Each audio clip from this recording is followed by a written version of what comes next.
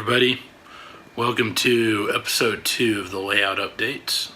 I wanted to post a new update just to tell you what I'm up to and how the organizational process is going lately. I'm going to take you around and show you a few things and just kind of show you what I've been doing. Okay, here's a project I've been working on for today. I bought a bunch of styrene scratch building material long time ago. So I've had this idea about organizing them instead of having them in the plastic bags like that. I thought, it'd be cool to put them in the little tubes so that way I can, when I cut a piece off and have a short piece, I can just keep it in there and it's nice and neat and you can see what you've got in stock. And also because Plastrek makes strips too, that way I can store and keep everything all in one, so that way I'm not using more of one than the other. So that's what I'm working on that. And these are 1/2 inch square tubes. I need to order some 1 inch tubes because these are big enough for the little strips, but I need some bigger ones for some of the bigger structural shapes. I have a couple of these IKEA cabinets like this. My plan is to put everything in there, so it'll be like 14 inch strips. 24 inch will go long ways. I can do wood stock and then I've got strip sheet stock. So I'm looking for something to put the sheet stock in so that we don't do something better than keeping them in the plastic bags. These I cut at 16 inches long and works pretty good long ways like this. You can see fills up the whole drawer. I've just been doing labeling on top so I can tell what's what.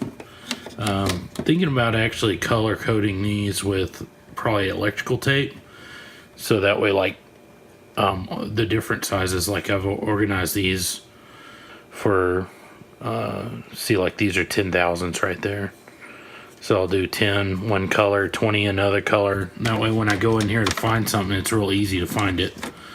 And I was just thinking a little bit ago about maybe even having dividers for all of the sizes, so we'll see how that goes. See what do this. Just I'm starting on this right now, so got a long ways to go on that. Alright, here's another project I'm working on. This is gonna be my coupler assortment box. Now I've got a few of these boxes that are made by Sortimo or Sortimo. Found this company that does these. There's a video on YouTube of Adam Savage on Tested, and he sorts all his parts this way. There's some bigger T-Boxxes, which I have one back there. That's what he's got. The I-Boxxes, these all use these standard cups like that, and they've got little feet.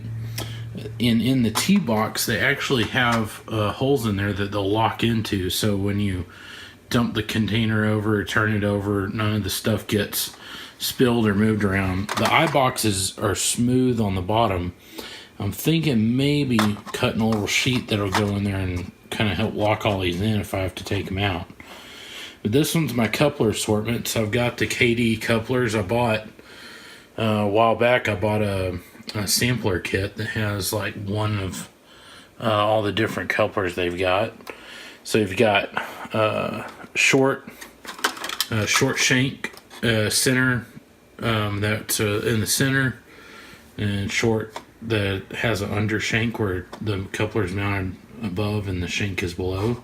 This one's where the shank is above the top of the coupler. So you got short, medium, long, and then there's several different numbers here. And by looking through the catalog, the best I could tell is the different numbers are the kits that have different type of gearboxes in them. So I actually just sorted all those kits out and then put all these together and then sorted the gearboxes together. And then right here I've got a little coupler springs in a little jar. Got some smaller jars somewhere. And then here's little centering springs that go in. Here's number 5 couplers. I'm thinking those are probably the same as these up here, but I'm just going to keep them in a separate one. And then centering springs, gearboxes, Autherton coupler covers. Got all the horn hook couplers in here. I don't know why I want to keep these though, but I'm just going to keep them for now. Over here, I bought a bulk kit of the Sargent couplers, which are like scale couplers, and I've been thinking about doing that. But if I want to do a modular layout and take my equipment to run on other layouts, I probably just ought to stick with KDs. So I don't know, I might check those out and see how they are later on. And over here, this compartment over here, it's got tools and stuff in it. So there's the coupler assortment thing. I'm thinking about finding some little boxes that'll go in to kind of separate, because you can get whisker style couplers in the same numbers, like the 146 I think is a whisker one, and these aren't whisker couplers. They just use the centering springs. And all right, here's another I-Boxx that I've got. This one is actually everything that involves hand laying track, or just laying track in general. So doing hand lay track, you got PC copper ties, track joiners. There'll be insulated track joiners here, and then I'm gonna do transition joiners and got micro engineering rail spikes here. When I get the wood ties, I'll do wood ties here, so cross ties, turnout ties, and crossover ties. So you got 3 different lengths of them. And over here I cut some Kaizen foam to put in here, and all of this is like test. I got this little inspection test car right here, so you can run that over the rails, and got these little straightening jigs and spacing jigs here. You can get that back in there. And then over here, I actually, so I was looking for a way to store the track gauges. So these are the little micro engineering track gauges, and thought I just have code 83 right now, but eventually I want to do code 100, code 70. So I thought, well, I've got like 1 compartment left, so I just built these little styrene boxes to hold those in, and then they just fit down in there and stack perfectly. So here's this one for HO scale, and I've got N scale over here, so I'll probably build one just for N scale track laying. And I've got, so these are all the materials, and then I've got the tools and this box over here. This one, I'm still kind of working on the layout of this one. I'm thinking about maybe going to an L-Boxx with it just for the size.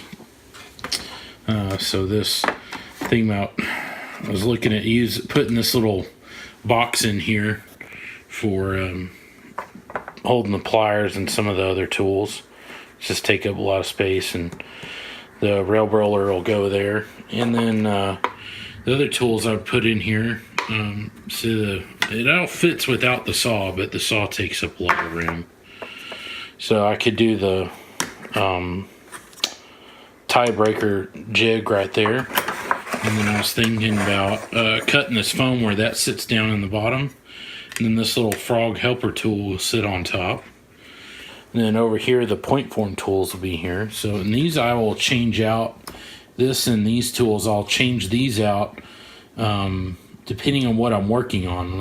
And I'm building this box so that way I could take it, to another layout, or since I travel some for hobbies and gone for a week at a time, I can take this and build tracks at the hotel if I want to.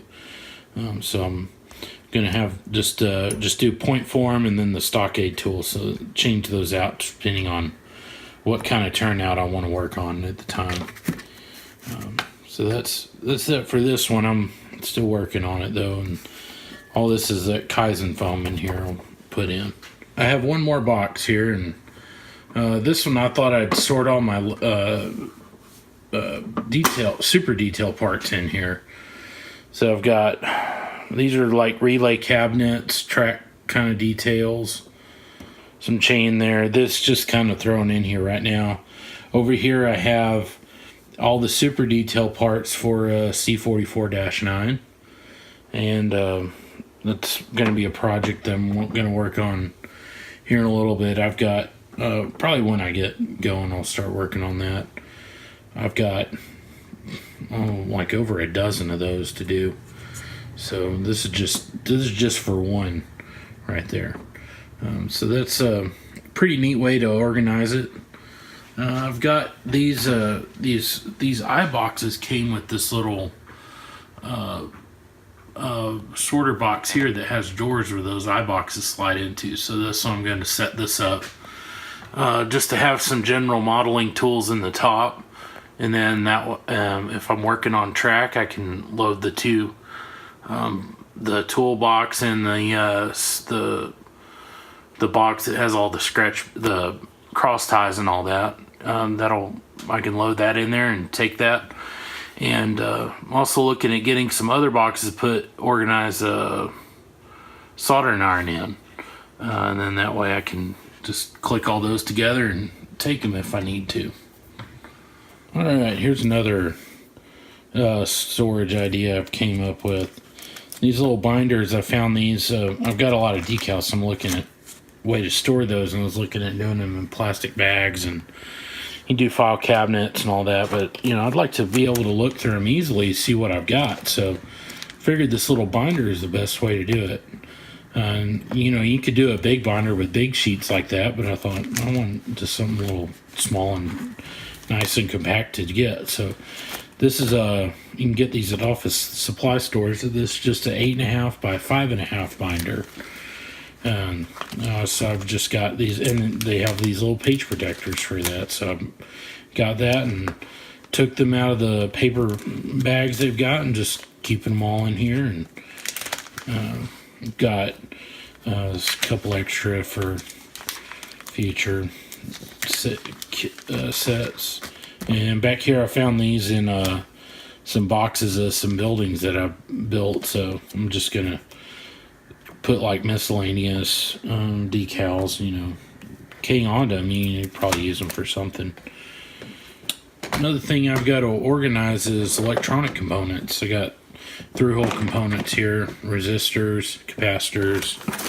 Picked up some resistor kits the other day for prototyping stuff. Here's some push buttons and more electrolytic through-holes.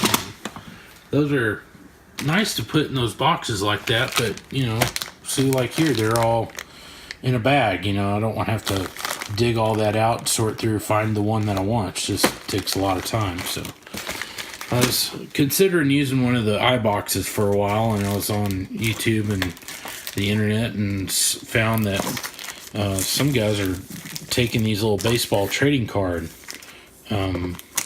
page protector deals and actually putting they'll store in there. So nice way to keep all that. So that's something in the works, and I think I'm gonna try to store as many electronic components I can that way, and they'll just be in a binder, and that way they won't take up a lot of shelf space. So I've been pulling everything out of the boxes that I've got. Here's all the locomotives that I have, and like I said, I've got a lot of C44-9s. I've just been buying them on eBay a lot, and I really like the Author Blue Box kits. I know they're not the greatest, but that's kind of the stuff that I grew up with, and that was what was available. And I like the idea of putting a kit together and super detailing it and putting it in and making it the way I want to. Got a few Kato units, and I've heard those are pretty good. You got to add all the detail parts on those too, so looking forward to trying those out. Got some GB40s, SD40 in here somewhere. I got the big DD40s. I got two of those. Little switching loco right there. And over here I got some switching loco, little hustler. Then I got some F7s. I want to try to make those in the detail those in the Norfolk Southern F7 Heritage unit that they've got. So, and then up here I've got, let's see, I think these are hopper cars. I want to say, yeah, hopper cars. And then up here are tank cars. I like the roundhouse kits too. I just like all kits. And so I think that's something I've also been kind of collecting some vintage ones too.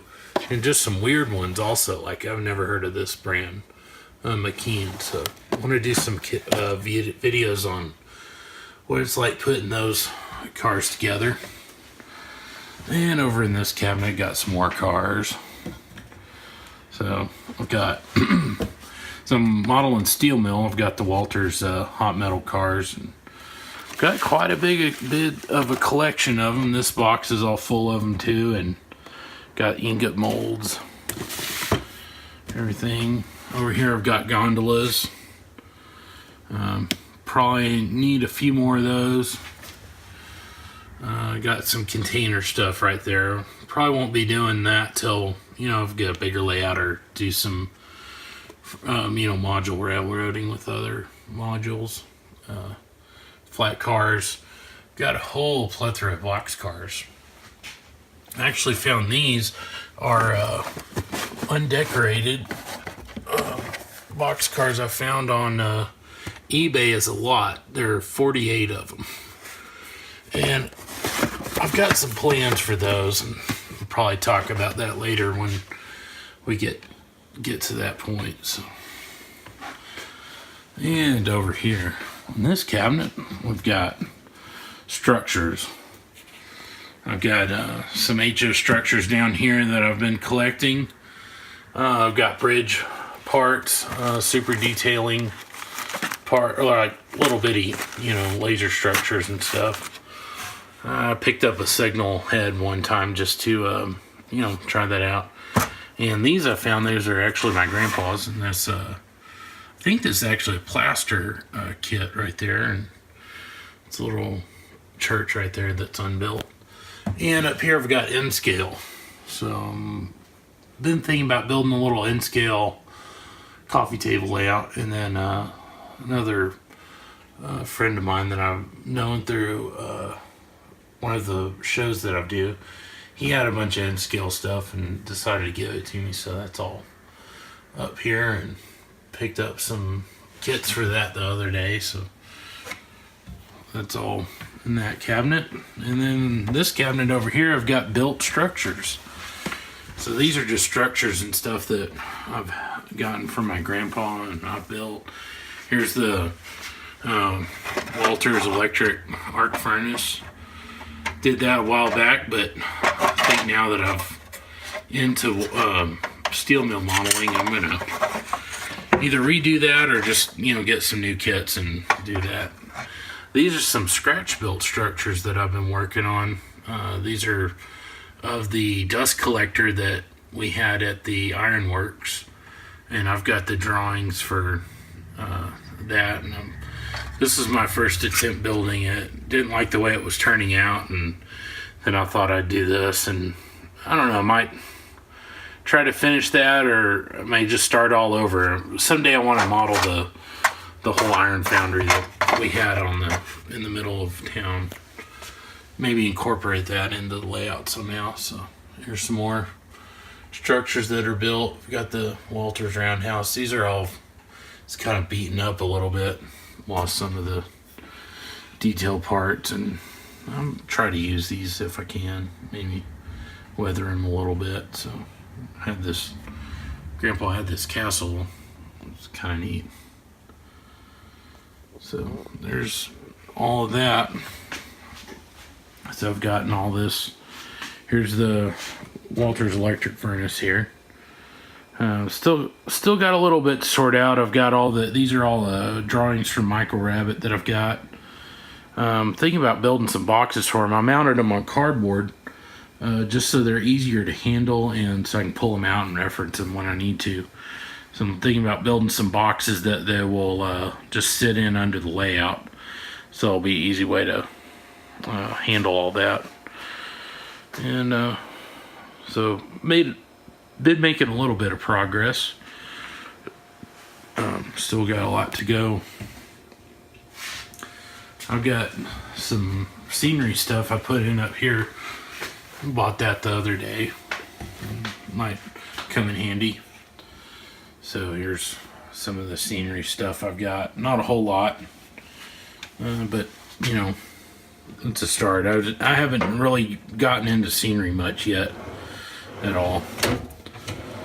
Here's some cool woodland scenic tools that I found at the hobby store the other day. I got this little silicone rubber pots for plaster mixing, and brushes for brushing plaster with, and so that'll be cool when we get to use those. And then I just have tools and stuff in these drawers here. And then I've got the tool cabinet over here. Just have the tools in there right now, and eventually want to put foam in it, you know, the Kaizen foam, and you know, organize all that better. But I've just got them in there for now, just to get them all sorted. Working on the drill press the drill press bench that's going to go right here, and been debating maybe doing some staging yard out here. I'm not sure. That might be later in the future, you know, depends on what we do on that. So that's about it for now. I'll see you next time.